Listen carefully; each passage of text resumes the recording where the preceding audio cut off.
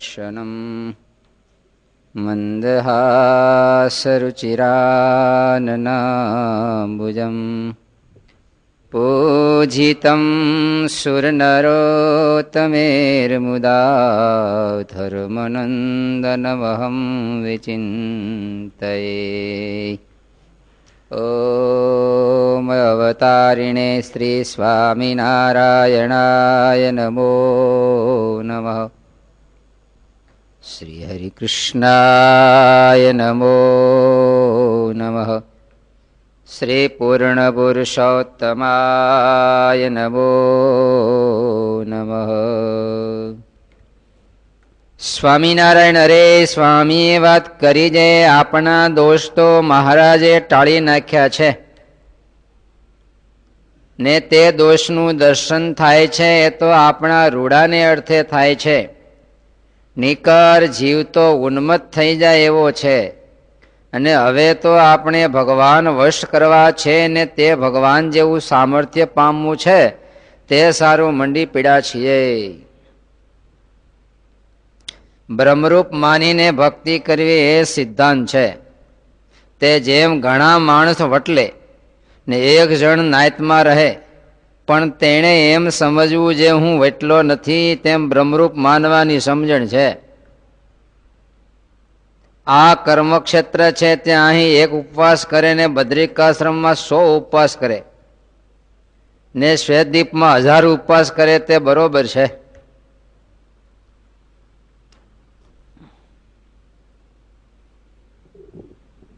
આપણા દોષ તો મહારાજે ટાળી નાખ્યા છે છતાં એનું દર્શન અંતરમાં થાય છે એ તો આપણા રૂડા કરવા માટે.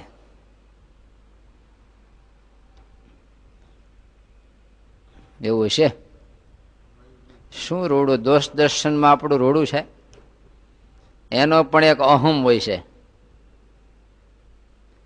કોઈકમાં કાંઈક દોષ હોય એ આપણામાં ન હોય તુરત આપણને અહમ આવે કે જો ફલાણો આવો છે ને હું ચોખ્ખો છું એમ. પણ એ અહમ છે એ ભગવાનથી આપણને બહુ છેટા રાખે છે. ઘણીવાર આપણને કામ દોષ હોય તો એના પ્રત્યેની આપણને સુખ રે ને વસવસો રે. આપણામાં કંઈક બીજો દોષ હોય ત્યારે એમ વસવસો રહ્યા કરે. પણ આપણામાં અહમ હોય એનો કોઈ વસવસો કોઈ કર્યો દુનિયામાં?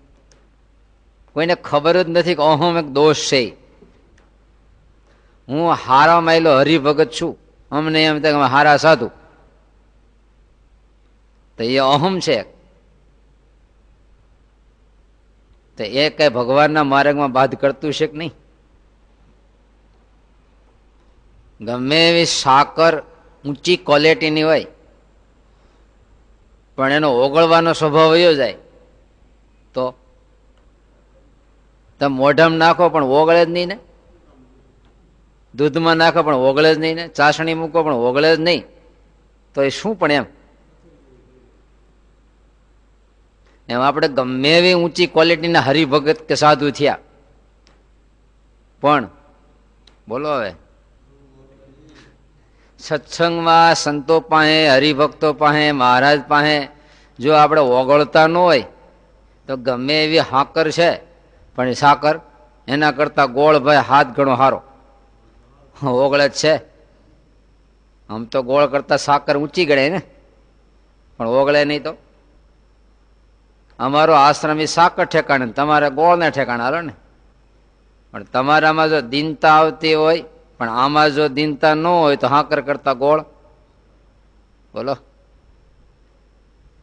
આપણે હરિભગત થયા, દુનિયાના સજ્જન લોકો બીજા હોય પણ એ જો નિર્માની હોય ને આપણે અટણ થઈને ફરતા હોય તો એ સારા.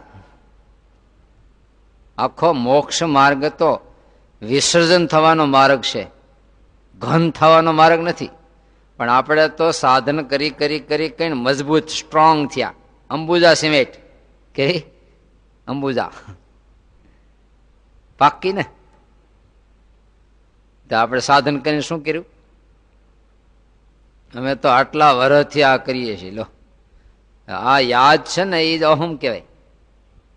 આપણા દોષોને આડો આપણે આંખ મીચામણા કરીએ છીએ, પણ ગુણને તો કાયમ યાદ કરીને વાગોળ્યા જ કરી. તમે 20 વર્ષ પહેલા કોઈને કઈ આપ્યું છે ને દાનમાં, તો હજી યાદ છે ને. પણ કોકને રસ્તામાં ગાય બે ફટકારી છે, કૂતરાને ડાંગ ફટકારી છે, ભૂલી જાય બધા, એ યાદ નહીં હોય. આપણા દોષ તો મહારાજ ટાળવાના છે. જેને આશરે બેઠા છે ને એને ચિંતા બહુ છે આપણી. બે બાજુની ચિંતા. જો હાવ દોષ ટાળીને હાવ નિર્દોષ કરે તો અહમમાં ફસાય. એક બાજુ દોષની ખાય ને એક બાજુ અહમની ખાય, કઈ સારી? અને એવું બેલેન્સ રાખવું પડે. તમે જો હોન્ડા ઉપર જતા હોય ત્યાં આમ નમે તરત આમ થઈ જાય, આમ નમવા જાય તો બેલેન્સ રાખો છો ને. અને એક બાજુ હવે નમી ગયા તો સતત આમ થયા કરો ને, ઓટોમેટિક તમને ખબર ન હોય, તમારું શરીર હોન્ડાનું સતત બેલેન્સ રાખે. સેજ આમ નમવા જાય તરત આમ થઈ જાય, ઓટોમેટિક થઈ જાય. એ મહારાજ આપણું બેલેન્સ રાખે છે. દોષની કોતરમાંથી બચાવવા જાય તો આ બાજુ અહમની કોતરમાં પડી જાય છે કે નહીં. ત્યારે બે બેલેન્સ રાખે છે. દોષ દર્શન કરાવીને આપણને એમ દેખાડે છે હજી આપણે જોઈએ એવા ચોખ્ખા થયા નથી, એટલે અહમ નથી આવતો ને દોષમાંથી બચાવે છે. બચાવ્યા તો સત્સંગમાં નિભાશે, નહીં તો અહીંયા ટકવું હેલું નથી બાબા. અહીંથી નીકળો રેકડીમાંથી ગરમ ગરમ સુગંધ આવે, પૂરી પકોડી ને આમ ને ઓલું તો નથી તણાતા. એનો અર્થ કંઈક ભગવાનની કૃપા છે. આપણે આપણું અહમ નું સમજવું, પણ કાંઈક મારા ઉપર ભગવાનની કૃપા છે, બેલેન્સ શરીર જીવનનું રહે છે. હવે તો આપણે ભગવાન વશ કરવા છે ને તે ભગવાન જેવું સામર્થ્ય પામવું છે. તમારી સામું જોઈએ તો ખાધા જેટલું થઈ ગયું છે ને, કે બાકી છે? આમ તો લે કે બાજરો ભેળો કરી, હવે ઘઉં હાલો ને, બાજરો ઘઉં ચોખ્ખા ભેળા કરીને ભગવાન ભજવા થઈ ગયો ભેગો. બાકી બાજરો બોલતા નથી કોઈ. તો પછી હવે શેના માટે કમાણી કરીએ છીએ? એમ અત્યારે આપણે મહારાજે આપણને નિર્દોષ તો કર્યા છે, અને છતાંય જે કંઈ કરીએ છીએ એ તો ભગવાનને વશ કરવા છે, ભગવાનની જેવા સદગુણ પામવા છે, એટલા માટે પ્રયત્ન કરીએ છીએ. વિધિ માટે કરીએ છીએ, નિષેધથી તો બચાવ્યા આવે. બ્રહ્મરૂપ માનીને ભક્તિ કરવી, આ એક મહાન સ્થિતિ છે. જેમ આખો ઝૂંપડપટ્ટીનો વિસ્તાર હોય, એના વચ્ચે શેઠનો બંગલો હોય, ત્યારે હું માનતો હોય આ બધા ગરીબ છે ને હું ધનાઢી છું.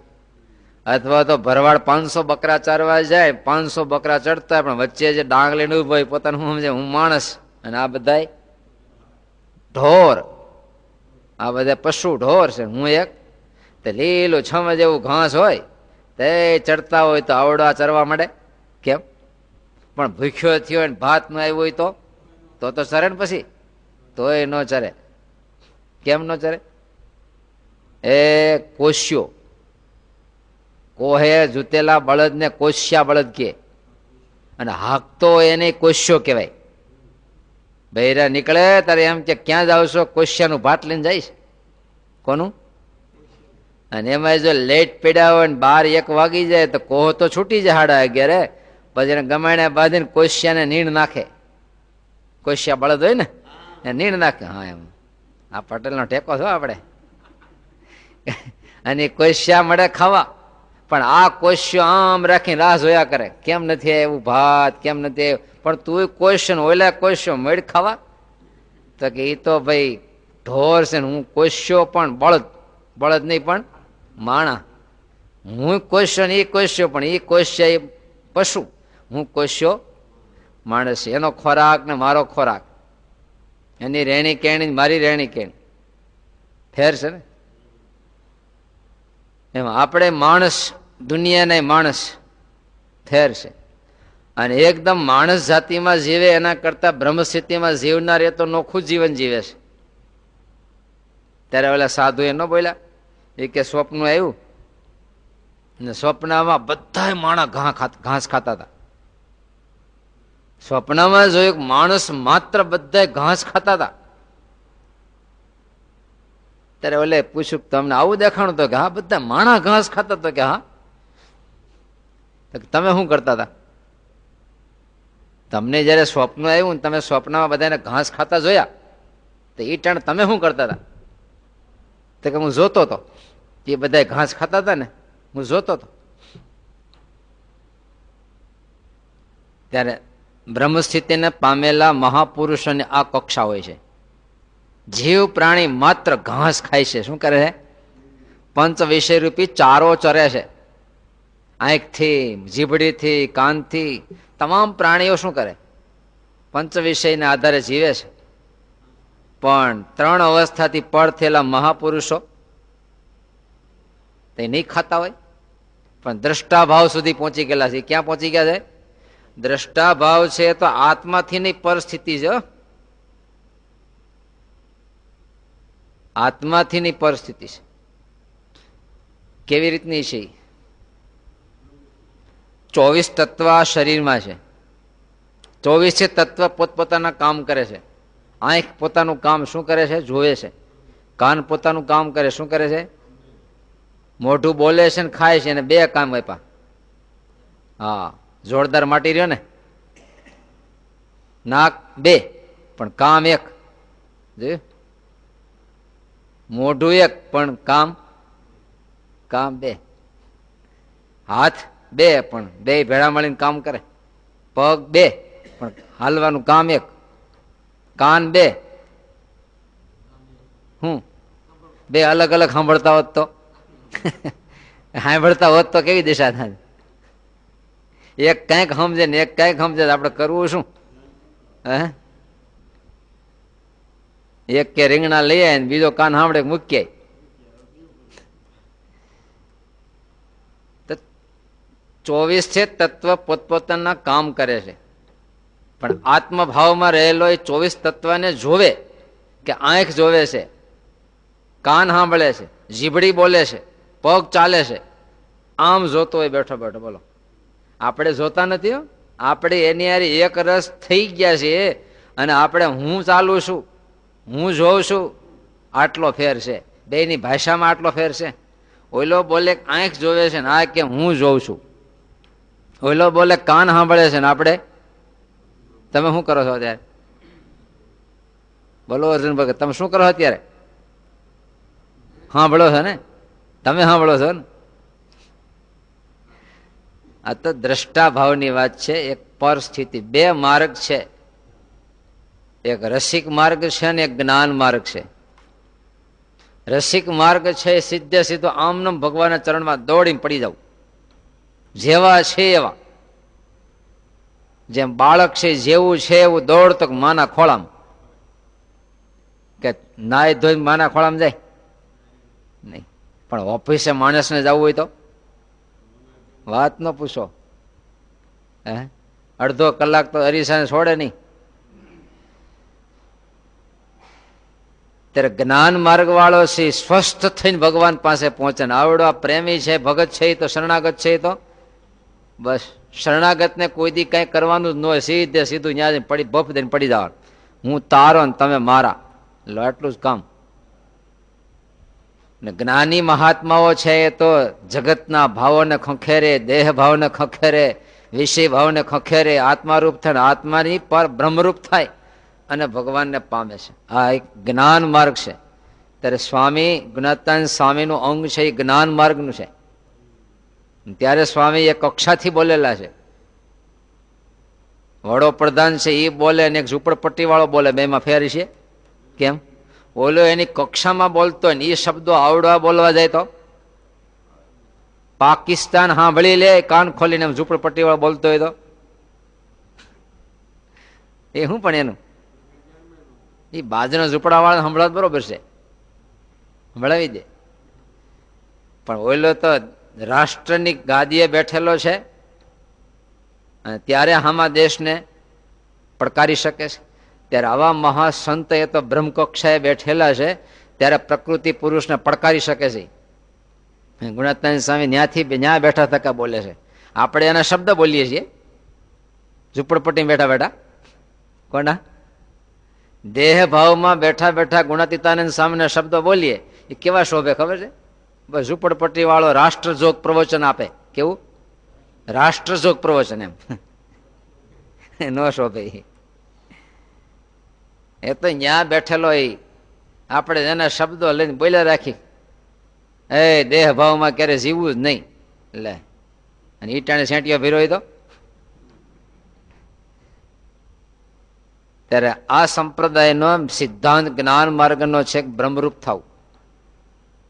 આ શરીર છે અને શરીરની અંદર એક ચેતના છે.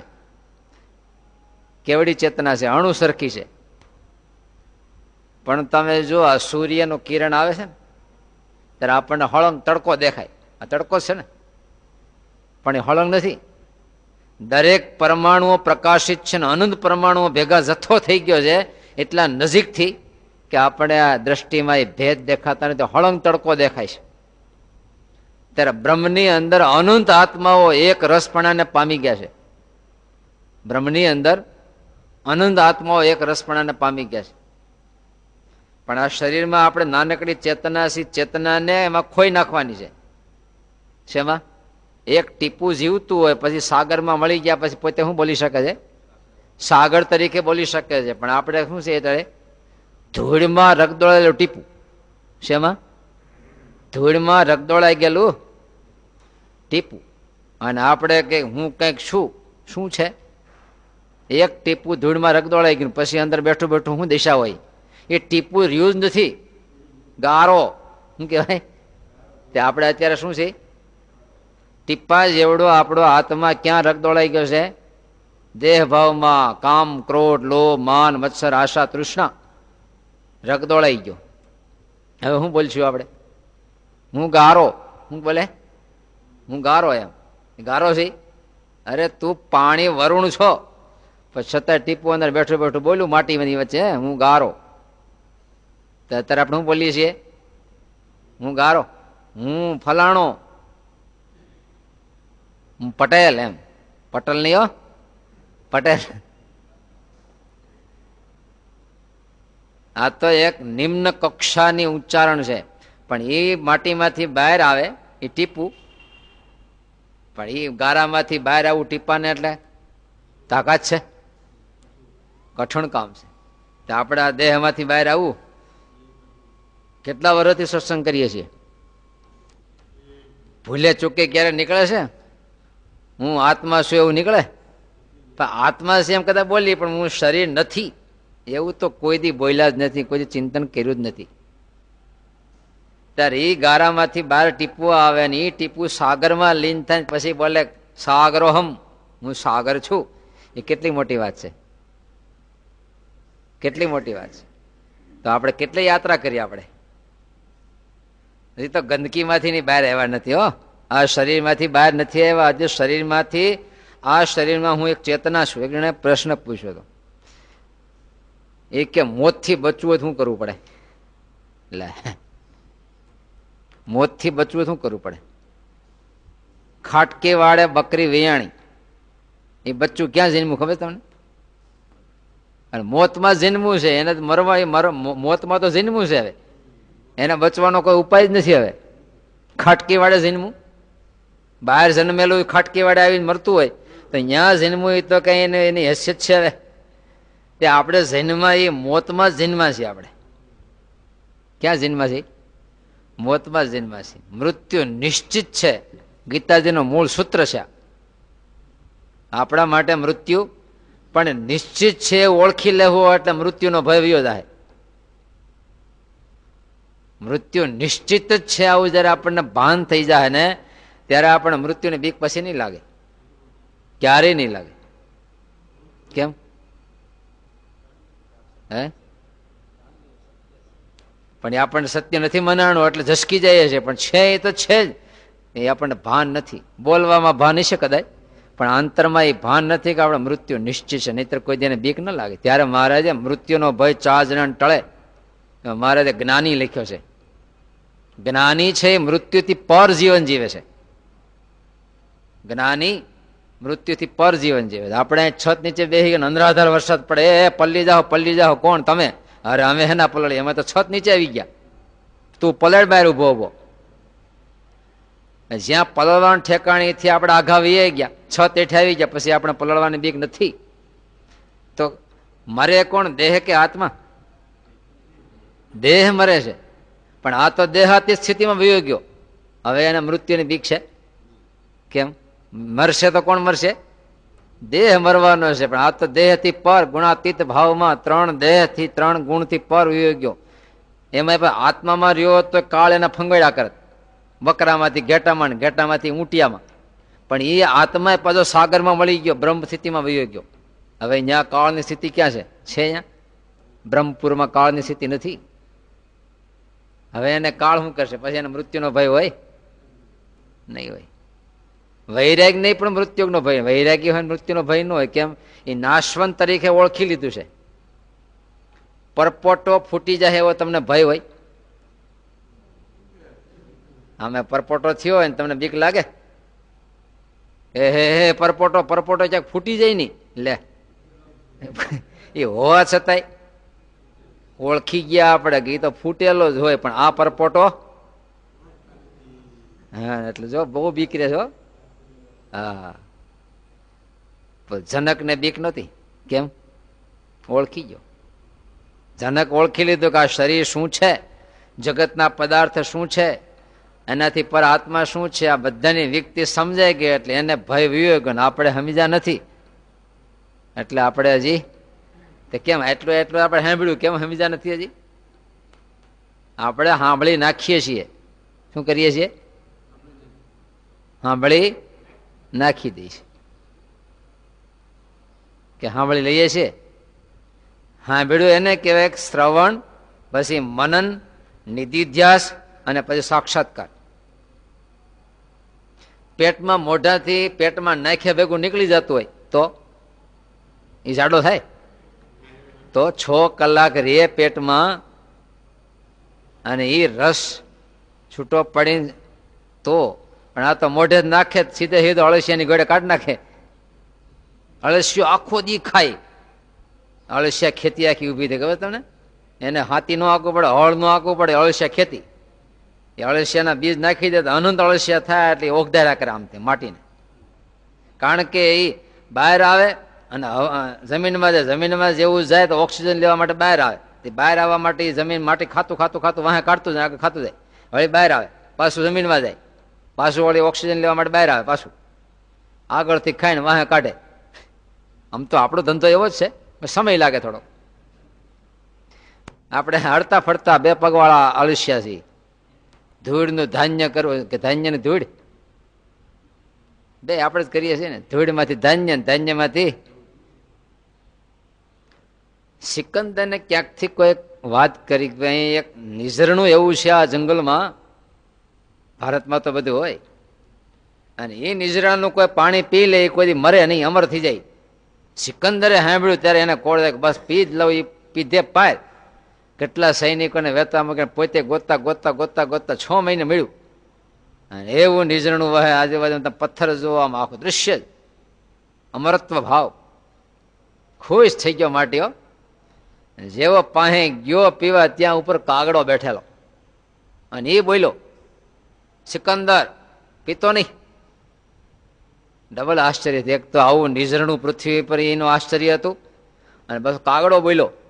બોલે કાગડો બોલે, પૂર્વના હોય તો બોલે. એટલે પીતો નહીં. પણ શા માટે? તો કે તું જેમ માણસમાં સિકંદર તરીકેનો છો મોવડી, એમ કાગડા જાતિમાં હું સિકંદર છું. અને ભૂલથી મેં આ પાણી પી લીધું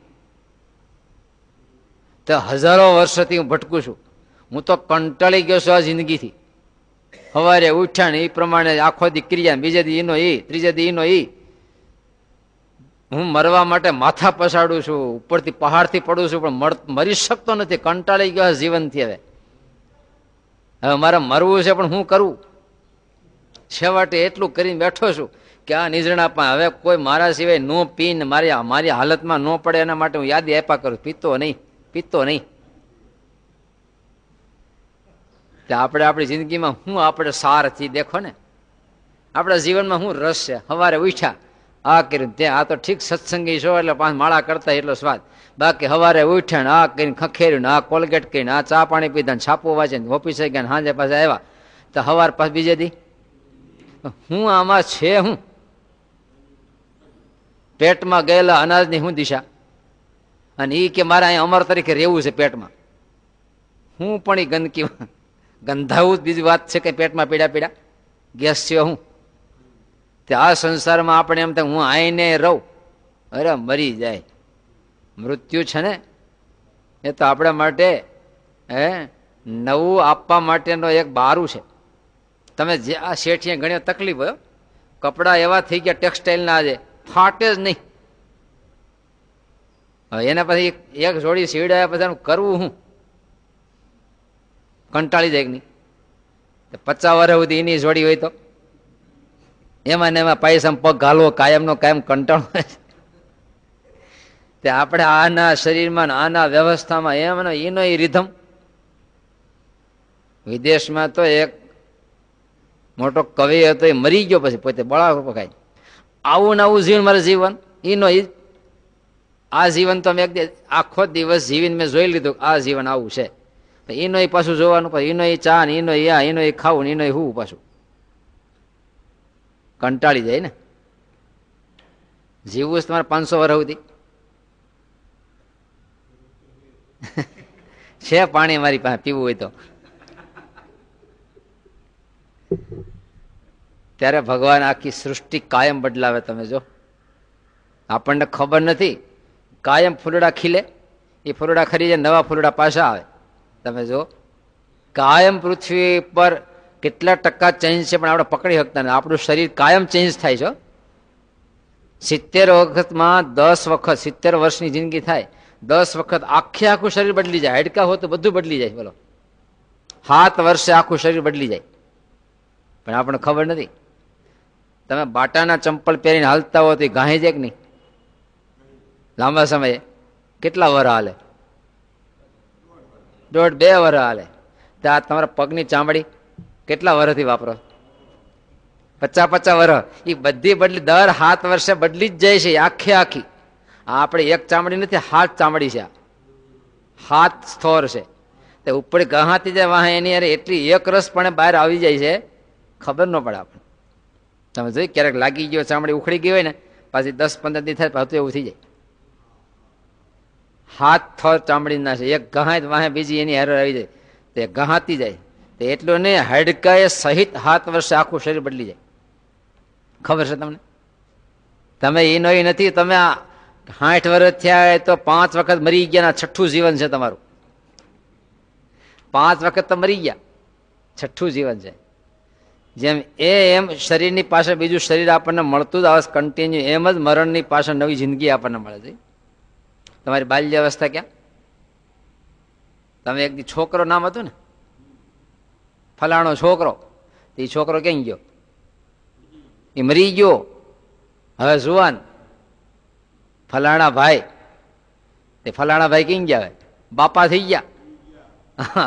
ફલાણો છોકરો મરી ગયો કે નહીં? ક્યાં છોકરો? તુલસી છોકરો એ મરી ગયો. પણ તુલસી ભાઈ મરી ગયા, હવે તુલસી બાપા આવ્યા, હવે તુલસી દાદા થયા પાછા. હા જો એક પછી એક ક્યાં બાલ્ય અવસ્થા. તો બાલ્ય અવસ્થાને કોઈ રડે છે? ના રે ના. કારણ કે અમે જુવાની મળી ગઈ છે ને, તે જુવાની કે અમે ગઢપણ મળી ગયું ને, નથી રડતા. પણ આ ગઢપણ જેવું જાહે તો સામેથી બાલ્ય અવસ્થા પાછી મળી જાય. કન્ટિન્યુ ચાલુ છે. તો કર્મ ક્ષેત્ર છે. અહીં થોડું કરીએ જાજુ મળે. કેટલું મળે? બદ્રિકાશ્રમમાં 100 ઉપવાસ કરે, શ્વેતદીપમાં 1000 ઉપવાસ કરે, અને આ 1 ઉપવાસ કરે. આ 1 માળા કરે, બદ્રિકાશ્રમમાં 100 માળા કરે, શ્વેતદીપમાં બસ આપણે 1 તો બહુ થઈ ગયું. રાજી કરવી જ નહીં એમ. હા, અમેરિકામાં $1 કમાય તો આપડા કેટલા થાય? એટલે એ હવે કમાતા નહીં હોય બહુ. હવે શું કમાય? ઇન્ડિયાના 50 રૂપિયા થી હવે આપણે શું કમાવું જાજુ? તો એ મંડ્યા. આ કહેવાનો મતલબ એવો છે, કર્મભૂમિ છે, વાવજો અનંત ગણું તમને મળશે એમ. તમે અહીંયા અનાજ વાવો તો અહીંયા આ ઠેકાણે કઈ ઉગે, જમીનમાં વાવો તો એમ ઓલા કરતા આ સારું કે ઓલું સારું ખેતર તો પણ ઉગે નહીં ને. શું ઉગે? નાખો દાણા, લ્યો હું લઈ આવો મુઠ્ઠી ભરી. ભલે આમ રહેવા માટે આમ બધું સારું, પણ વાવો તો ઉગે નહીં. અહીંયા ઉગાડવું હોય તો ખેતર જોઈ. એમ અમેરિકાની ધરતી બહુ સારી ભોગ માટે, આનંદથી રહેવા માટે, પણ એ કર્મ ક્ષેત્ર નથી. કર્મ ભોગ ક્ષેત્ર છે. શું છે? સ્વર્ગ છે, ભોગ ક્ષેત્ર છે. તમારે ભોગ ભોગવવા હોય તો ત્યાં વિઝા લઈ જ લ્યો, પણ તમારે તમારી જિંદગીમાં વાવવું હોય તો ભરતખંડ લખીશ. વાવવું હોય તો ભરતખંડ. મહારાજ કે સુકૃતનો આદર કરે તો દિન દિન પ્રત્યે વૃદ્ધિ પામતું જાય, અને ઓલા પણ ગહાતું જાય. અહીંથી સત્સંગ લઈને ગયા હોય ગહાય વધે, ગહાય ભોગની અંદર હડે. કારણ કે અહીંયા સાધુ સંતો તીર્થો આ તે બધું એની ધરતીમાં એક તત્વ નથી. આપણે તરલિંગ વયો હોય તો કેમ? એ લોહ તત્વ નથી આ ધરતીમાં, એટલે પોષણ નહીં આપે. એ આસામ બાજુ ક્યાં ઉગતા હોય ત્યાં વાવો તરવા. કારણ કે એવા સંતોનો યોગ, એવું વાતાવરણ, આ બધું જોઈએ ને. ભારતખંડમાં મુખ્ય વસ્તુ કઈ છે? એવા પવિત્ર સંતો મળી રહેશે. અને મુમુક્ષુને માટે ત્યારે મારે લખ્યું, સાચો મુમુક્ષુ હોય અને એવા સદગુરુનો યોગ થાય તો એને ધર્મ જ્ઞાન વૈરાગ ભક્તિ નહીં. એ ધર્મ જ્ઞાન વૈરાગ ભક્તિને ઉદય થવાનું કારણ એક દેશી નહીં, બે દેશી હોવું જોઈએ. એક તો ધરતી એવી, બીજ એવું. યોગ છે એ ધરતી છે, અને ઓલું મુમુક્ષુ છે એ બીજ છે. એ મુમુક્ષુતા પાંગરી પાંગરી પાંગરી અને મોટું વટવૃક્ષ થઈ શકે છે. કાલે જીવન વાંચતો હતો ગોપીનાથ પુરાણી સ્વામી. સ્વામી ગોપીનાથ પુરાણી સ્વામી, ગોપીનાથ પુરાણી સ્વામી સ્વામીના ગુરુ. બે જણા ગુરુ શિષ્ય એક સીમાડો રાખ્યો. બોલો, ગોપીનાથ પુરાણી સ્વામી વાક્યા અને સ્વામી તરોડા, બે એક જ સીમાડો ને. કેટલું સેટું થાય? આ વાક્ય વાળા બેઠા, બોલતા નથી, સાંભળતા નહીં હોય. એક ગાવ, એક સીમાડો જ કહેવાય ને. આવા મોટી હસ્તી, કેટલા આમ મહારાજે આમ ખબર નહીં મહામુક્તને બહુ નજીકમાં પ્રગટ કર્યા. આખો એરિયો જ એવો છે. તે વાક્ય, એ વાક્યમાં નારાયણદાસ સ્વામી ત્યાં બોલો. નારાયણદાસ સ્વામીને સ્વામી જે કઈ વિશેષ ગુણો, દિવ્ય ભાવના ગુણો મહારાજમાં જે છે, નારાયણદાસ સ્વામી પાસે જ પામ્યા. ગોપીનાથ પુરાણી સ્વામી ગોંડલના મહંત હતા. જેમ જોગી સ્વામીના ગુરુ પણ ગોંડલના મહંત હતા, કૃષ્ણ સ્વરૂપ સ્વામી, એટલે મોહન સ્વામી કહેવાતા. જોગી સ્વામીના ગુરુ મહંત સ્વામી કહેવાતા. અને ગોપીનાથ પુરાણી સ્વામી પણ ગોંડલના મહંત હતા. જ્યારે એની મહંતા હતી ત્યારે એ સમયમાં રાજકોટમાં કલ્પતરુની કથા ગોપીનાથ પુરાણી સ્વામી વાંચતા. કલ્પતરુ એટલે તો 36,000 શ્લોક, ભાગવતના 18,000 શ્લોક અને કલ્પતરુના 36,000 શ્લોક. અને ભાગવતના શ્લોક કરતા હવાયા લાંબા છે પાછા. અને ગ્રંથનું સર્જન રઘુજી મહારાજે ફૂલનો ઘા કર્યો, અને ગુણાતાન સ્વામી કેટલાક તો આ ફૂલ સુધી પહોંચ્યા, કેટલાક આ ફૂલ સુધી પહોંચ્યા, પણ આ ફૂલ સુધી તો કોઈ પહોંચ્યા જ નહીં. કે ગુણાતીતાનંદ સ્વામી ત્રીજું પુષ્પ લઈ અને અચિંતાનંદ બ્રહ્મચારીના ખોળામાં ફેંક્યું. ગુણાતીતાનંદ સ્વામી કે મહારાજ શ્રી, એ આવડો આ ત્રીજા ફૂલ સુધી પોગશે. કે પેલા ફૂલમાં એવો મર્મ કર્યો, કેટલાકે મહારાજને રામચંદ્ર જેવડા કઈ વર્ણવ્યા, કેટલાકે કૃષ્ણ જેવડા વર્ણવ્યા, પણ જેવા છે એવા સર્વોપરીપણે મહારાજનું પ્રતિપાદન કોઈ કર્યું નહીં. આ ફૂલ સુધી કોઈ પોગ્યા નહીં એમ. ત્યારે એ ફૂલ લઈ અને અચિંતાનંદ બ્રહ્મચારીના ખોળામાં નાખીને સ્વામી બોલ્યા, આવડા પોગશે. કે અચિંતાનંદ બ્રહ્મચારી ગુણાતીતાનંદ સ્વામી શિષ્ય, અને અચિંતાનંદ બ્રહ્મચારીને ગુણાતીતાનંદ સ્વામી આજ્ઞા કરી મહારાજનો સર્વોપરીપણાનો ગ્રંથ બનાવો એમ. અને 36,000 શ્લોક થી એક ગ્રંથની માળા અચિંતન બ્રહ્મચાર્ય ગૂંથી, જેમાં મહારાજ સિવાય બીજી વાત જ નહીં. સતત મહારાજના ચરિત્રો, મહારાજનું જ્ઞાન, મહારાજનું તીર્થાટન. તે 11 સ્કંદ તો પૂરા કર્યા ગોપીનાથ પુરાણી સ્વામી. 11 સ્કંદ પૂરા થયા અને સાથે સૂતેલા ઠાકોર પોઢ્યા. ગોપીનાથ પુરાણી સ્વામીને અખંડ કંઠ હાલતો એમ સ્વામી કહેતા. જે મોરલાનો કંઠ સતત ચાલુ હોય ત્રણેય અવસ્થામાં, એમ અખંડ મહારાજને સ્વામિનારાયણ સ્વામિનારાયણ સ્વામિનારાયણ 24 કલાક સૂતા હોય, ગારોડતા હોય તો કંઠ હાલતો હોય. ત્યારે સ્વપ્નમાં મહારાજના દર્શન થયા. મહારાજ, મૂળજી બ્રહ્મચારી, ગુણાતીતાનંદ સ્વામી, બાલમુકુદાસ સ્વામી, આ બધા આખું મંડળ આખું. હનુમાનજી મહારાજ પણ આવ્યા અને એક વિમાન આવ્યું સ્વપ્નાની અંદર. તે બાલમુકુદાસ સ્વામી ગોપીનાથ પુરાણી સ્વામી કે, ગોપીનાથજી, આ વિમાન તમારા માટે લેવા છે. મહારાજ, આ વિમાન મારે તમારા માટે લેવા છે. તો સ્વામી કે મારે બોલાઈ ગયું કે સ્વામી એક સ્કંદ બાકી છે કથાનો, પૂરો કરીને આવું, અત્યારે બેસી જાવ. એક સ્કંદ બાકી છે કથાનો, તો પૂરો કરીને આવું કે અત્યારે બેસી જાવ. જેમ બ્રહ્માનંદ સ્વામી ન કીધું મહારાજે, હાલો અમારી ભેગો આવો, તો કે જોડી મંગાવી લઉં કે લઈ આવું.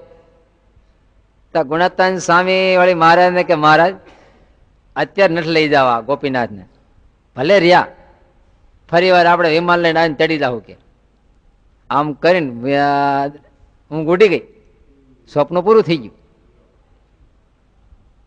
પણ તરત મનમાં એમ થયું, બસ મહારાજનું વિમાન તો આવી ગયું એટલે વયું જ જવું, હવે રહેવું નથી. મેળા બધા હંકેલવા, ચરણાવીને જતા આપવા મેળા, પુસ્તકો ભેળા કરીને પછી કે લ્યો આ નવા પાર્ષદ છે. સ્વામી એ વખતે પાર્ષદ તરીકે, અને નવા સાધુ, નવી દીક્ષા, આ નાના સાધુ છે, આ પુસ્તક બધા એ ભણે ત્યારે આપજો. અને આ બધી ભલામણ મેળા કરવા, ધીમે ધીમે વૃત્તિ મેળા હંકેલવા. અને 8 મહિને થયા 74ની સાલ. અને ગોંડલમાં એ સંતો, ઘણા સંતો રહેતા, 35-40. એમાં કડકડિયાનો રોગ આવ્યો, પ્લેગ ફાટ્યો. તે એ સેવામાં લાગી ગયા સ્વામી. સંતો તો હાજા થયા, પણ એ રોગ સ્વામીને લાગુ પડ્યો. અને 800 મહિનાની 12-13 કે કહીશે ને, એક ટાણે કાગળ સ્વામીએ મોકલો. નારાયણદાસ સ્વામી કંઈક બાજુમાં દેરડી ગામ, નારાયણદાસ સ્વામી ત્યાં, અને કૃષ્ણચંદ્રદાસ સ્વામીને કાગળ લખીને મોકલો, સ્વામી આ વખતનો અનુકૂળ તો અક્ષરધામમાં કરવો છે. ખાલી આટલું જ મોકલું. આ વખતનો અનુકૂળ હજી તો 800 વધી 12 આવી ગઈ છે, છતાંય શું કે છે આ વખતનો અનુકૂળ. આપણે ન કહેતા આ વખતે રાજકોટ જવું છે, વડતાલ જવું છે. નારાયણદાસ સ્વામી આ કાગળ વાંચી તરત રવાના થયા. કૃષ્ણચંદ્રદાસ સ્વામી કે હાલો ગોપીનાથજી પુરાણી કે તૈયાર થઈ ગયા છે, આપણે મળવા જવું છે. આવ્યા તો સ્વામી તો ત્યાં ઓલા સભા મંડપની કોર ઉપર એક ગણેશભાઈ કરીને તેના વકીલ, પણ બહુ તત્વજ્ઞાન નહીં હતા. સ્વામીને વેદાંત ઉપર ચર્ચા એની કરતા છે, બેઠા હશે ફ્રેશથી. તો નારાયણદાસ સ્વામી આવી કે ગોપીનાથ પુરાણી અમને છેતરા નથી ને? ના સ્વામી, છેતરા તો નથી. એકદમ આ ફ્રેશ થતા એ સત્સંગ કરતા જોયા નારાયણદાસ સ્વામી છે, ગોપીનાથ પુરાણી અમને છેતરા નથી ને, ધક્કો ખવડાવ્યો નથી ને? ના સ્વામી, ધક્કો નથી કર્યો, છેતરા નથી. અને હાંજ પડ્યું ને તાવ શરૂ થયો.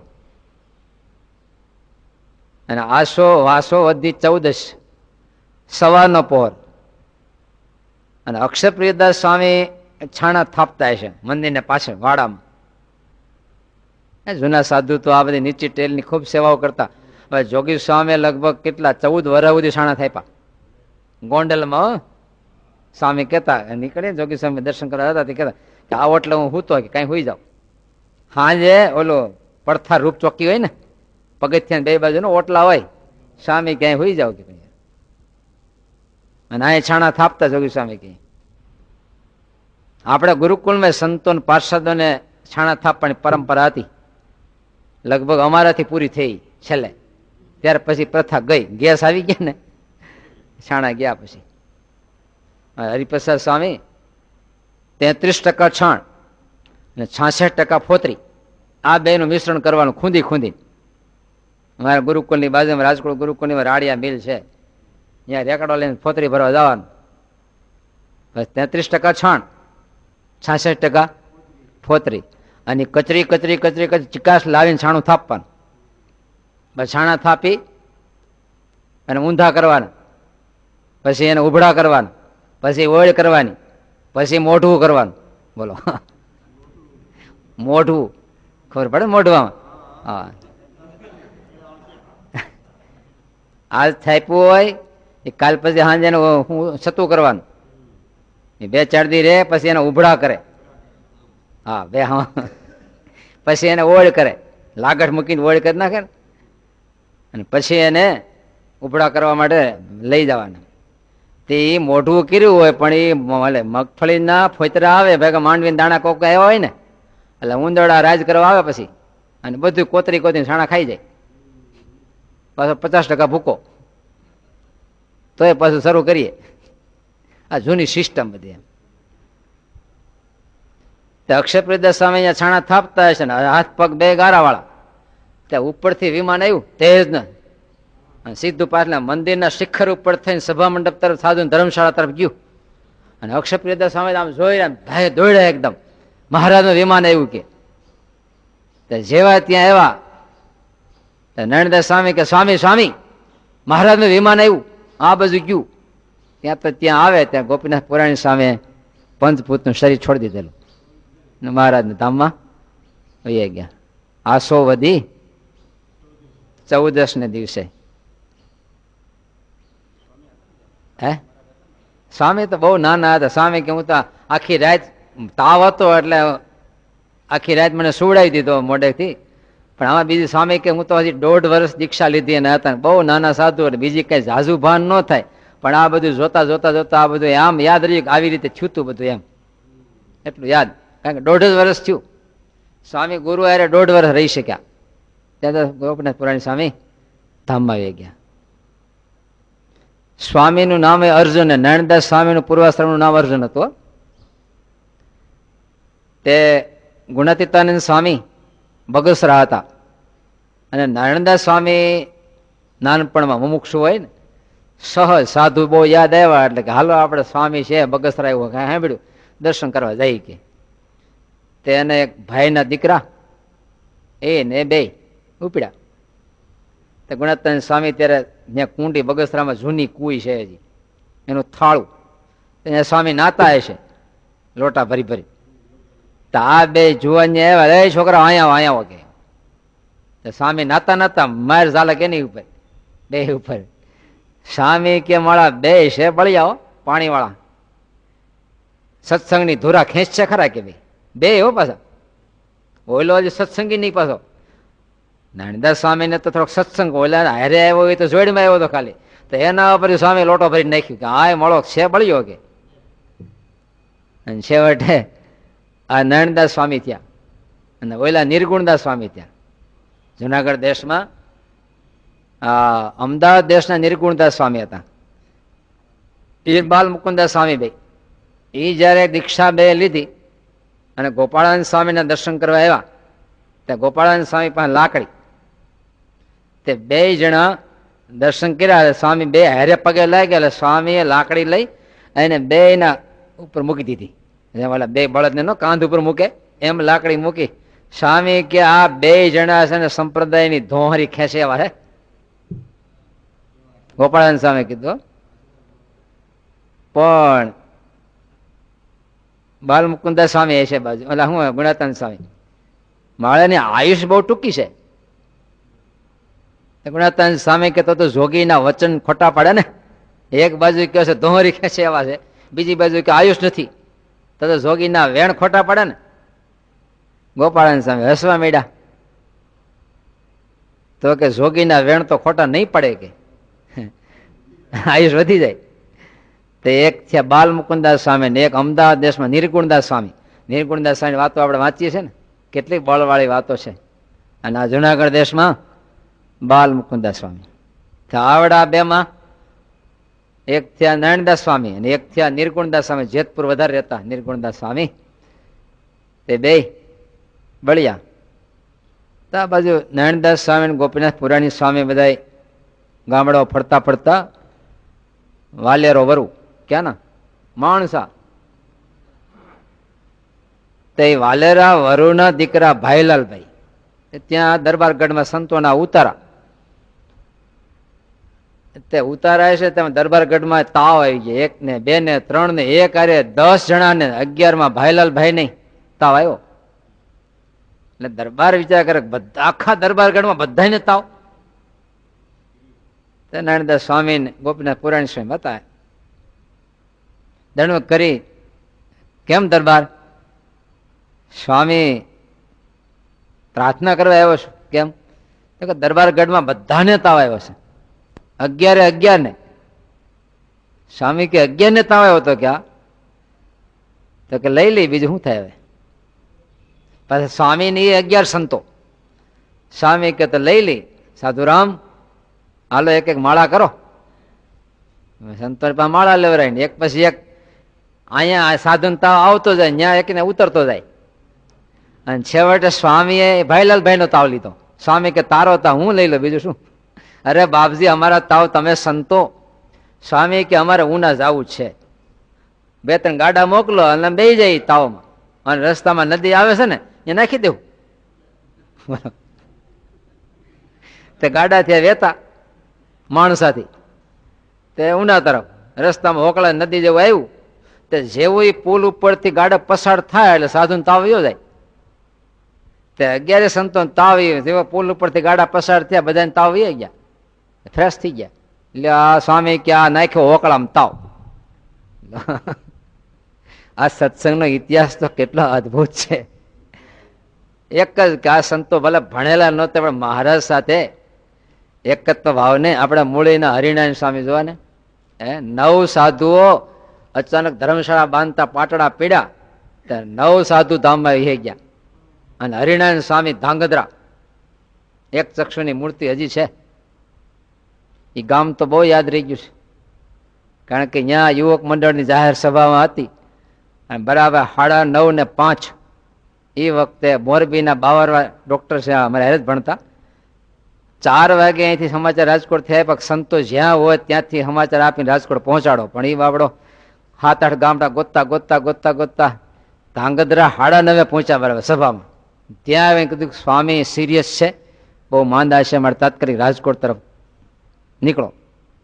બરાબર 9:30 ને 5 અને એ જ વખતે સ્વામી બરાબર ધામમાં ગયા. અમને સમાચાર મળ્યા, ત્યાંથી નીકળ્યા પણ 1:45 રાજકોટ પહોંચ્યા. સ્વામીના દર્શન અંતકાળના થયા નહીં. પછી ત્યારે હરિનારાયણ સ્વામી પણ ત્યાં હતા. સમાચાર મળ્યા કે 9 સંતો ધામમાં ગયા છે. હરિનારાયણ સ્વામી એ વખતે એ જ મૂર્તિ અજીયમનું ધાંગધ્રા મંદિરમાં છે. મહારાજને વઢવા મળ્યા. શું ધારી છે કે આ કામ અમારા છે કે અમારું ખોટું દેખાય, તમારું ખોટું નહીં દેખાય આમાં કે વેઢા. ઓલાને કે જાઓ મારતે ઘોડા, હું આવું છું કે સંદેશો પહોંચાડો કે સંતોનો અગ્નિ સંસ્કાર ન કરે. સ્વામી ત્યાં પહોંચ્યા, માથે ઓઢાડેલા બધાને. સ્વામી કે ભંડારીને કે તમે રાબ બનાવો, પણ સ્વામી રાબ આ બધા ધામમાં ગયા છે, ચૂલો હળગાઈને રાબ. સ્વામી કે બનાવો, રાબ બનાવી લ્યો. સ્વામી કે લઈ આવો. એક સાધુના નામ લેતા જાય, માથે કપડું લઈને સાધુરામ લ્યો પી લો, રેડતા જાય, બેઠા કરતા જાય. 9 ને બેઠા કર્યા. 9 ને બેઠા કર્યા. એ સંપ્રદાયના આપણે આશ્રિત છીએ. સંપ્રદાયની ગાથાઓ, એનો વૈભવ, એનો પ્રતાપ કેટલો છે. નિષ્કળાનંદ સ્વામી જે પદો લખ્યા છે મહારાજના મહિમાના, પુરુષોત્તમ પ્રકાશના અંતે, ખરેખર મહારાજનો મહિમા એટલો છે. એ જ મૂર્તિની આપણે ઉપાસક છીએ, ધારક છીએ અને એના થયા છીએ. જો એનું બળ જીવનમાં રાખીએ ને તો આપણે કોઈ દી નિરાશાવાદમાં ન જઈએ કે હવે આપણું શું થાય, શું કરશું. અરે આ મહારાજ, આ મંત્ર, આ સત્સંગ, હે આ હરિભક્તો, ક્યાં ક્યાં ખોટ છે. સહજાનંદ સ્વામી મહારાજની જય. શ્રીપદેમ શ્રીધરમ સર્વદેવ ભક્તિધર્માત્મજમ વાસુદેવ.